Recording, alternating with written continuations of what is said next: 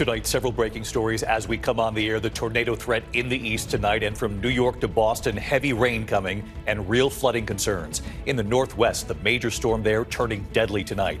In New York City, a new random attack, the slashing on the Upper West Side. And we're learning of the chaos in midair on a passenger jet to Dallas. First this evening, the tornado worries in the east tonight as the northeast braces for heavy rain and potential flooding in the coming hours. Winter storm watches and warnings from West Virginia right up to New York. And in the west tonight, the storm turning deadly there, what's called a bomb cyclone and an atmospheric river triggering flooding, landslides, winds up to 70 miles per hour. Lee Goldberg standing by with the forecast. Also tonight, the verdict in the case of an undocumented immigrant accused of murdering nursing student Laken Riley. Guilty on all counts, the family reacting in court. Also developing yet another random slashing attack in New York City, a chilling scene on the streets of New York. The video of the suspect right here tonight, this time on Columbus and 86th Street on the Upper West Side. Who the suspect targeted. Tonight, President-elect Donald Trump's embattled Attorney General nominee Matt Gaetz on Capitol Hill. Vice President-elect J.D. Vance bringing him to meet with senators.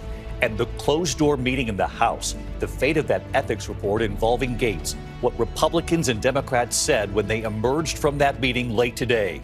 So will senators and the American people ever know what's in that report? Tonight, the 3 home explosions rocking neighborhoods in 3 different parts of the country. With the colder air moving in, one case deadly. Witnesses say an HVAC worker was working on the heating system in one of the homes.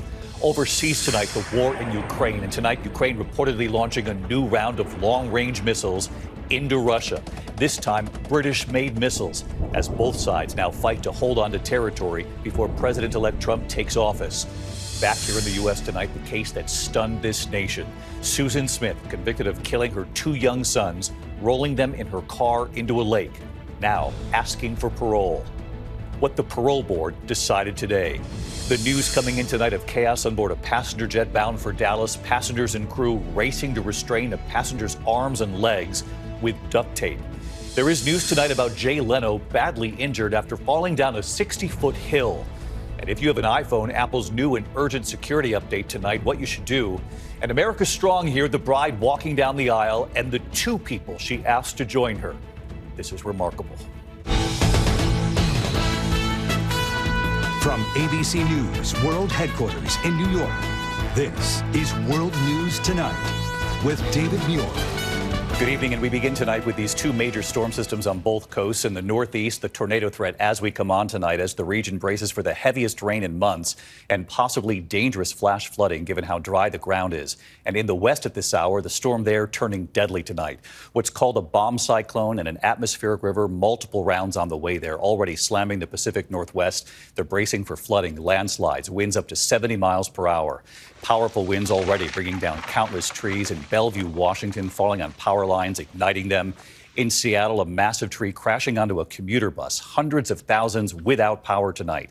And in the east at this hour, a tornado warning in the Pittsburgh area. This time lapse right here showing the city as the front moves in. The storm about to arrive from New York City to Boston as well. Let's get right to Chief Meteorologist Lee Goldberg from our station here in New York, WABC, tracking it all tonight. Lee? David, slow-moving, strong storms on both coasts. Let's attack the east first. Rain moving through western Pennsylvania. There's a tornado warning east of Pittsburgh in the afternoon. That heavy rain is moving into New York City just in time for the morning commute. We've got heavy downpours, even a rumble of thunder and gusty winds. Moves up to Boston later in the morning. The storm actually moves inland and does a lap. It's going to draw in cold air. We've got snow in the Catskills, Poconos, even in parts of West Virginia. We could pick up 12 to 18 inches of snow. We got a couple weeks of rainfall along the coast. We need 3 months to break the drought. Out west, it's a bomb cyclone roping in an atmospheric river for several days. We've got a life-threatening high-risk flood situation from Eureka to Fort Bragg. This is a rare warning. It means rock slides and wind gusts and waves pounding the coast. Inland, we're going to get 1 to 2 feet of snow in the mountains of Northern California and into the Bitterroot. This is going to go for a few days, and the pattern looks like it lasts several weeks. David? All right, Lee Goldberg leading us off here tonight. Lee, thank you. The Northeast bracing, as Lee mentioned, while the images coming in from the west at this hour are just devastating. Trees coming down, turning deadly. One woman killed in her home in the shower. Mola Lenghi in Sonoma County, California tonight. Tonight, hundreds of thousands without power as a massive bomb cyclone slams the west. Power lines setting trees on fire in King County, Washington. First responders racing to dozens of calls across the Seattle area. At least 2 killed by falling trees, including a woman who authorities say was killed inside this home in Bellevue. A massive tree practically swallowing this city bus. Another one crushing this fire department vehicle. This car completely flattened. Take a look at how tiny that space is. We are told that the person who was inside of this car miraculously survived. It's truly a stroke of luck. In the Northern California mountains, howling winds and more than a foot of snow stranding drivers. Authorities shutting down a stretch of Interstate 5 south of the Oregon border because it's just too treacherous. And flooding rains at lower elevations. Some areas could get up to 1.5 feet by Friday. Well, David, we're expecting this rain to continue for at least another 24 hours here in Northern California before a very slight let up, and then it'll pick back up again and continue to pound the region through the weekend, David. Just an extraordinary scene behind you, Mola. Thank you. To the other news, and tonight the verdict in the trial of an undocumented migrant from Venezuela accused of murdering Georgia nursing student Laken Riley. Guilty on all counts. Tonight here, her family right there as the judge delivered the verdict. ABC's Faith Abubey from Georgia now. Gasps and sobs inside a Georgia courtroom today as a judge delivered swift justice for Laken Riley. Count 1, malice murder. I find the defendant guilty. Jose Ibarra, an undocumented migrant from Venezuela, guilty on all 10 counts for brutally murdering the 22-year-old nursing student. This gut-wrenching moment played in court, showing Riley's family learning she was dead after she disappeared during a run on the University of Georgia campus. My precious daughter was attacked, beaten, and shown no mercy. Prosecutors pointing to this video showing Ibarra out hunting for women when he attacked Riley on a trail, leaving his DNA under her fingernail. Scratches on Ibarra's body proving Riley fought for her life. She marked him for everyone to see. She marked him for you to see. Riley's murder added fuel to a bitter debate over immigration, but the trial focused squarely on the evidence. Today, her loved ones asked for the maximum sentence. I am completely disgusted having to even look and be in the same room as him. That predator is inhumane and is the epitome of evil. He showed no mercy on Laken when she was begging for her life. There's no end to the pain and suffering that he inflicted on our family and our friends. The sentence, life behind bars. I sentence you to life without the possibility of parole. And David, Ibarra will serve that life sentence here in Georgia. David. Faith Abubey, who's been following this case. Faith, thank you. In New York City tonight, yet another horrific attack. This time, what appears to be a random knife attack on the Upper West Side on Columbus and 86th Street, a popular area for shoppers. Tonight here, the surveillance capturing images of the suspect. Here's our senior investigative correspondent, Aaron Katersky. Tonight, New York City police are hunting for this man who slashed a tourist in the face in a seemingly unprovoked attack. The 55-year-old visiting from Denmark seen here walking with another person on West 86th Street near Columbus Avenue, a heavily trafficked area on the Upper West Side. Just after 10 a.m., police said the attacker ran up from behind and slashed him in the face and ear, causing a deep cut. He was taken to the hospital and is stable tonight. The apparently random attack comes just 2 days after a fatal stabbing spree elsewhere in Manhattan. 51-year-old Ramon Rivera is charged with 3 counts of first-degree murder. Police say you can see Rivera here putting on a hoodie and gloves before pulling a knife from his backpack, leaving a construction worker, a man fishing, and a woman outside the United Nations dead. These attacks come on the brink of the holiday season when millions visit. But violent crime in the borough is down significantly, including a 14% drop in murders. I just talked to an NYPD source, David. They're looking for the slashing suspect last seen in a gray T-shirt and dark shorts. They have not identified him yet, and it appears he acted without provocation. David. Aaron Katersky on the Upper West Side here. Aaron, thank you. We turn next tonight to President-elect Donald Trump's embattled Attorney General nominee Matt Gaetz on Capitol Hill today. Vice President-elect J.D. Vance escorting him to meetings with senators who will vote on his nomination. While in the House today, the closed-door meeting of the Ethics Committee on the fate of that ethics report involving Gaetz and alleged sexual misconduct involving a 17-year-old. Gaetz denies wrongdoing and what Republicans and Democrats said when they emerged from that meeting. Here's Jonathan Karl. Attorney General nominee Matt Gaetz huddled behind closed doors today with Vice President-elect J.D. Vance and some of the Republican senators who could decide his fate. You've been going great. Senator's been giving me a lot of good advice. Meanwhile, over in the House, the bipartisan Ethics Committee held its own closed-door meeting weighing whether to release their report on Gaetz and allegations of sexual misconduct and illicit drug use. After the 2-hour meeting, the Republican chairman of the Ethics Committee announced the report would not be released, at least not now. There was not an agreement by the committee to release the report. Democrats on the committee are furious, saying they want the report out, but the Republicans refused. I do not want the American public or anyone else to think that Mr. Guest's characterization of what transpired today would be some sort of indication that the committee had unanimity or consensus on this issue, not to release the report. Matt Gaetz has denied all wrongdoing, but several Republican senators have expressed concerns. I was shocked by the nomination, given the many allegations, but that's why it's important that the Senate go through its process. Senator Lindsey Graham, who met with Gaetz today, says Gaetz deserves the benefit of the doubt. No rubber stamps and no lynch mob. He will be held to account in the confirmation process. A transition official said Gaetz's meetings with the Republican senators were, quote, productive, and that he listened to what they had to say about the confirmation process. But the Trump team is prepared to play hardball.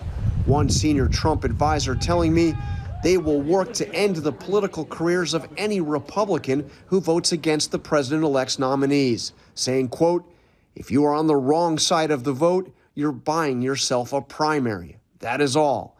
And there's a guy named Elon Musk who is going to finance it. The House Ethics Committee is going to meet again in December to discuss the report, but the members are bitterly divided, and it's clear that Republicans on the committee are just not interested in releasing the report. David? Quite a day on both sides of the Capitol. John Carl tonight. John, thank you. Now to the string of home explosions in 3 different parts of the country, from Tennessee to Ohio to Michigan. Stephanie Ramos with the images tonight. 3 separate home explosions rocking communities across the country tonight. Flames and smoke billowing from this home in Tennessee. Fire crews saying debris flew nearly 150 yards in all directions. The home reduced to rubble, flames tearing through what's left of the roof, knocked off the foundation. No one was injured, but officials fear other homes in the area could be on fire. The cause is now under investigation. Overnight in Michigan, just north of Detroit, a suspected gas leak causing this 2-story condo to explode. Doorbell video showing that loud, fiery blast. Debris seen flying across the street. 2 adults seriously injured. Earlier that same day, investigators reviewing how this home in the town of Bethel, an hour outside Cincinnati, exploded. 2 people were killed, another injured and treated for serious burns. Neighbors say an HVAC technician was working on the furnace before the explosion. David, while the cause of 2 of the explosions are under investigation, natural gas line leaks are rare but extremely dangerous. As the weather changes and many people look to turn on their heat, experts say make sure you have a carbon monoxide detector in every common area. David. Yeah, really important, the reminder there, Stephanie. Thank you. Now to the war in Ukraine tonight and this evening. Reports Ukraine has fired more long-range missiles into Russia, this time missiles from the UK, as both sides now fight to hold on to territory before any new push to end this war. Ian Pannell in Ukraine, right near the front lines of this conflict. Tonight, a new escalation. Videos circulating online appear to show massive explosions rocking Russia's Kursk region. The Wall Street Journal reporting Ukraine launching at least 10 British-made Storm Shadow cruise missiles. Ukraine not commenting.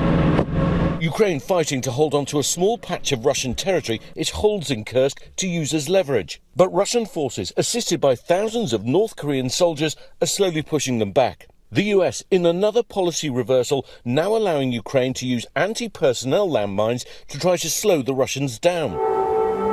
And amid growing fears about Russian retaliation, the US Embassy in Kyiv closing down for much of the day. We were given exclusive access to the secret command center of the elite Ukrainian Hartia Brigade in Kharkiv. Here, drone operators launch attacks on Russian troops. For Ukrainians, we do not have a choice. We have to fight because we are fighting for our land and for our way of life, for our freedom. David, both sides are now slugging it out just across the border into Russia in a fight to the death. but they're also trying to take and hold as much land as possible before President Trump takes over and forces them to come together at the negotiating table. David? Ian Pannell right there on Ukraine's border with Russia tonight. Ian, thank you. Back here in the U.S. tonight into a case that shocked the nation 30 years ago. Susan Smith convicted of drowning her 2 small sons. 3 decades later, she's asking for parole and what the parole board decided today. Here's Victor Akendo. It was a case that shocked the nation. A mother convicted of drowning her 2 young sons. And tonight, Susan Smith has been denied parole after tearfully making her case for freedom. I know that what I did was horrible.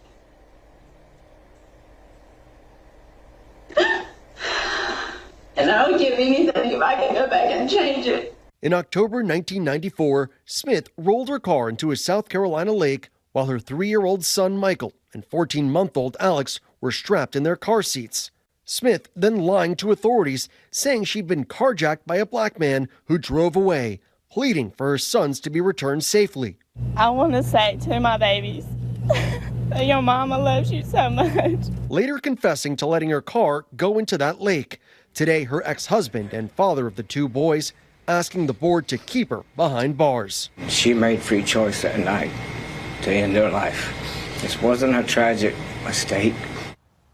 David, that parole board decided unanimously to keep Smith behind bars. She's now eligible for parole every 2 years because she has already served 30 years in prison. David? It's unbelievable. That was 30 years ago. Victor Akendo. Thank you, Victor. When we come back tonight, we're learning of chaos on board a passenger jet in midair. Passengers and crew racing to restrain a passenger with duct tape. And Jay Leno's fall down a 60-foot hill in a moment. Tonight, we're learning of a chaotic scene on board an American Airlines flight from Milwaukee to Dallas. An unruly passenger accused of trying to open a plane door mid-flight, rushing a flight attendant on Tuesday. Passengers restraining him, duct taping his wrists and ankles. He is in custody. When we come back here, Jay Leno's bad fall. And if you have an iPhone, Apple tonight with an urgent security update, what you should do. To the index of other news, Jay Leno is recovering from quite a fall. He says he tumbled 60 feet down a hill near his hotel outside Pittsburgh. Bruises on his face, a black eye, and a broken wrist. Still showing up at his performance, though, 3 hours later. Tonight, Apple is warning iPhone and iPad owners about a new security threat. The company issuing an emergency update tonight, correcting 2 issues that could be exploited by hackers. Owners should go to their settings and update their software, installing iOS 18.1.1 on their devices.